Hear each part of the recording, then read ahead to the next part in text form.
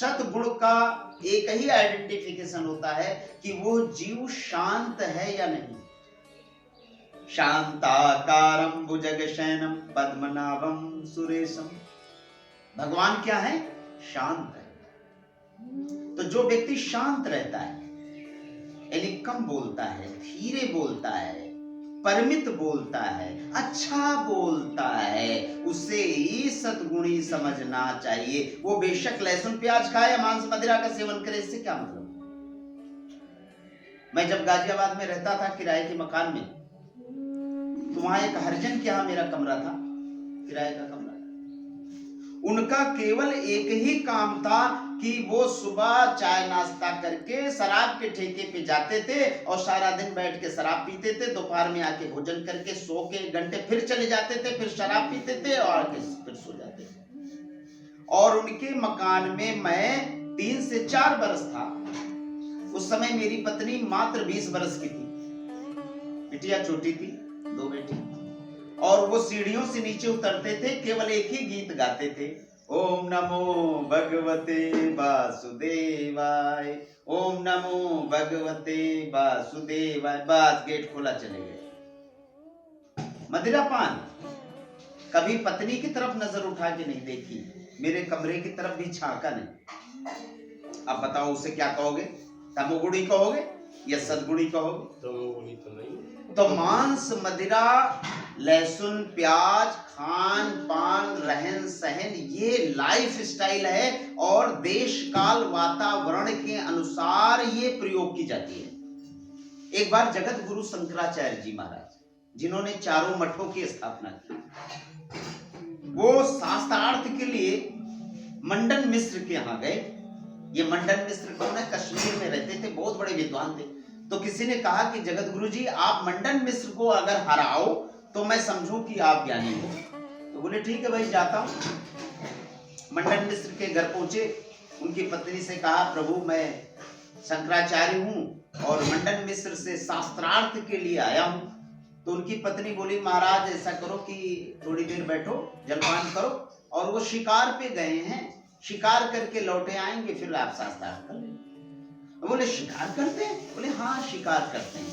तो उन्हें लगा कि शायद शेर हिरण का शिकार करने जंगल में गए हो, जैसे राजा महाराजा जाते हैं। वो बेचारे बैठ के इंतजार करते रहे। थोड़ी देर के बाद देखा तो बहुत सारी मछली लेकर अपने घर वापस आए। बोले राम राम राम, तो मछली खाता है। घर के बाहर गए, मछली उछली रखी, उसके बाद आए, हाथ जोड़े, प्रभु क्या सेवा करें? बोले मैं तुमसे शास्त्रार्थ करने आया। तो उसकी पत्नी बोली, तुम पीछे जाओ, पहले मुझसे शास्त्रार्थ करें, अगर मुझे ये पराजित कर देंगे तो फिर तुमसे करेंगे।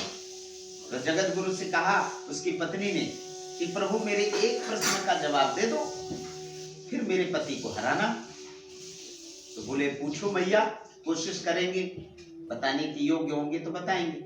तो बोले बताओ, स्त्री के शरीर में काम देव कहाँ कहाँ वास करते हैं? बोलो वृंदावन बिहारी लाल की। अब लो, जगत गुरु तो नैष्ठिक ब्रह्मचारी थे, उन्हें काम वासना के बारे में क्या ज्ञान?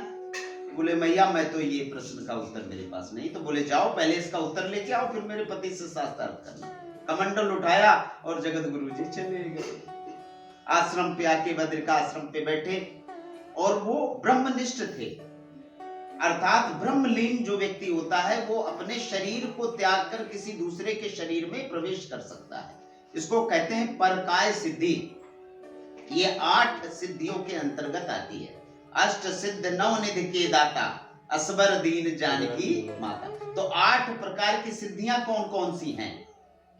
अणिमा, लघुमा, गरिमा यानी छोटा हो जाना, बड़ा हो जाना, परकाय सिद्धि दूसरों के शरीर में प्रवेश कर जाना, अपने को ऐश्वर्यवान बना लेना, अपने शरीर को किसी दूसरे के उसमें प्रवेश करवा देना, दूर से ही किसी व्यक्ति को देखकर उसके मन को समझ जाना, दीवार के पीछे भी हो रही बात को सुन लेना, और कहीं भी जाने की शक्ति रखना बैठे बैठे, जो देवरावा बाबा में थी वृंदावन के संग। तो वो ब्रह्मलीन, ब्रह्म ऋषि को बोलते हैं। तो उन्होंने अपने शिष्यों से कहा बेटा देखो मैं ऐसा है कि मैं अपना शरीर त्याग रहा हूं और किसी प्रश्न का जवाब लेने के लिए मैं जा रहा हूं, मेरे शरीर की रक्षा करना। और उन्होंने ध्यानिष्ठ होके ओम अपने शरीर को छोड़ दिया और नेपाल के राजा का पुत्र मर गया था और उसके शरीर में प्रवेश कर गए और वहां 2 वर्ष तक रानी के साथ विहार किया, केवल यह जानने के लिए कि स्त्री के शरीर में काम का वास कहां कहां होता है। 2 वर्ष के बाद आए फिर जी, 2 वर्ष के बाद फिर पहुंचे मंडन मिश्र के घर। तो उसकी पत्नी ने कहा महाराज मेरे एक प्रश्न का जवाब लाने में तो तुम्हें 2 वर्ष लग गए, दूसरा पूछेंगे तो कितने वर्ष लगेंगे? बोले मैया मैं हारा तुम जीती। बोलो वृंदावन बिहारी लाल की जय। तो जगत गुरु शंकराचार्य को यह भान हुआ कि हमें अहंकार नहीं करना चाहिए, यानी ज्ञान का भी अहंकार ना हो। तो सतगुण की आइडेंटिफिकेशन क्या है? जो व्यक्ति शांत हो उसे सद्गुणी समझना चाहिए। और रजोगुण की प्रकृति क्या है? घोर। रजोगुण वाला सदैव अपने मोछों पर ताव देता रहता है, अब मैं ही हिरण्याकश्यपु, मैं ही रावण, मैं ही कंस। उसे तुम रजोगुणी समझना, जिसका सर ऊंचा उठा रहता है। विद्वान पुरुष का सर नीचा होता है और मूर्ख का सर ऊपर उठता है। महाराज जी आप कहां से आए? आप गीता का 164वां श्लोक सुनाइए। हमें तो गीता आती ही नहीं।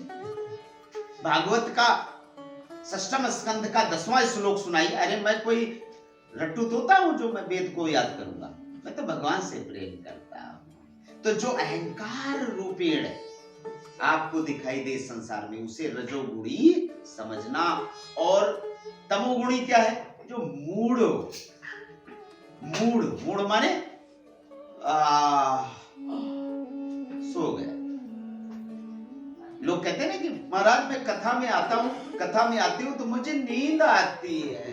तो महाराज जी उसको शांति देने के लिए क्या कहते हैं? मैं कहता हूं मैया तुम्हारा मन ना शांत हो जाता है, क्योंकि भगवान की कथा सुन के सब शांत हो जाते हैं, इसलिए तुम्हें नींद आ जाती है, वो खुश हो जाता है या हो जाती है। लेकिन सच्चाई ये नहीं है। सच्चाई ये है कि वो तमोगुणी है। जो जीव तमोगुणी होता है वही कथा में सोता है। उसका आहार विहार निद्रा ये तमोगुण से युक्त है। उसका खान पान अशुद्ध है। वो रजोगुण में भी व्याप्त है, मोह माया से जकड़ा हुआ है। इसलिए भगवान के पास जाते ही भगवान उसकी इंद्रियों को बंद कर देते हैं। क्यों बंद करते हैं? सुनो, रामायण में कृष्ण बोले भाव में कहते हैं, क्या कहते हैं? सठ सन विनय कुटिल सन प्रीति, सहज कृपन सन सुंदर नीति,